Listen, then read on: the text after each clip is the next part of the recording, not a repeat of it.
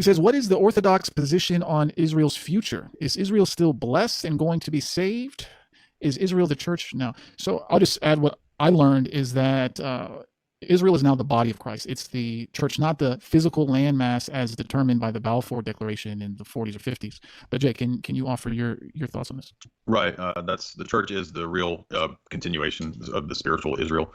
But I don't think that there's absolutely no future. Most of the church fathers are pretty consistent that there will be a future conversion of the Jews. Now, don't confuse what I'm saying with like John Hagee and that kind of goofy evangelical stuff. That's not what I'm saying.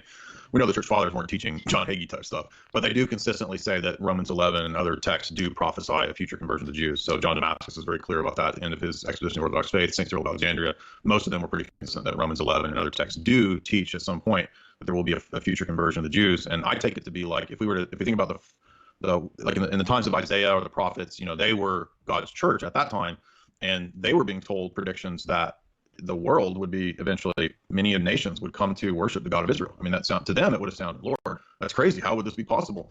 And I think Paul predicts a mass apostasy in the church eventually, and to the Thessalonians, he says there will be a great falling away. And in Romans 11, he seems to be unambiguous that when the largely Gentile church apostatizes, he says, you will see the conversion of the Jews. And so just as Isaiah would have found it just unimaginable and impossible that the Gentile nations could convert to the God of Israel, I think we're in the same position where we're like, it seems utterly impossible that Jews could eventually accept Christ. But I think that's what the prophets predict.